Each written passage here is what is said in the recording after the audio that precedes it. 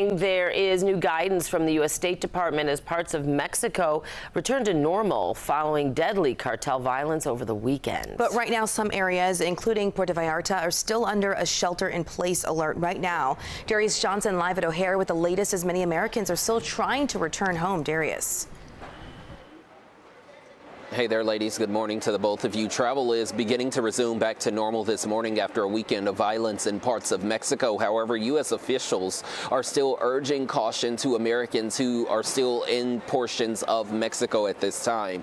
Late last night, a United flight from Puerto Vallarta arrived here at Chicago O'Hare after a 3-hour delay, and passengers we spoke to who got off that flight tell us they were thrilled to be home. Now, the U.S. Department of State says many areas of Mexico have returned to normal after widespread unrest, but Americans in Puerto Vallarta, Guadalajara, and Ciudad Guzman are still being told to shelter in place. The chaos began Sunday after Mexican special forces killed a powerful cartel leader known as El Mencho. In response, cartels set cars, buses, and gas stations on fire, and authorities reported more than 250 roadblocks across several states. Panic also broke out at the Guadalajara airport as travelers scrambled for safety.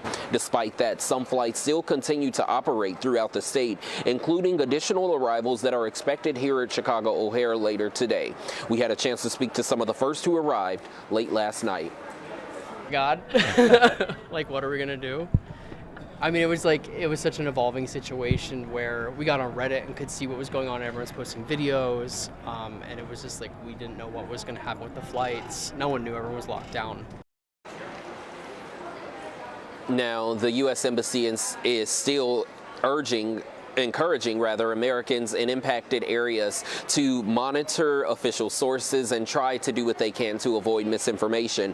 A lot of those travelers that we spoke to late last night tell us that things appear to be calm when they left. However, the most difficult part while being told to shelter in place was the fact that they were not getting many news updates or not really knowing what was happening right outside in that area of Puerto Vallarta or Guadalajara. Many of them saying that they only knew what was going on by checking local news back here at home and hearing from loved ones who were concerned about their safety. We're live at Chicago O'Hare this morning. I'm Darius Johnson. Dana and Audrina, back to you. All right, Darius, thank you for those updates at O'Hare. Second day in a row out there live for us. Thank you.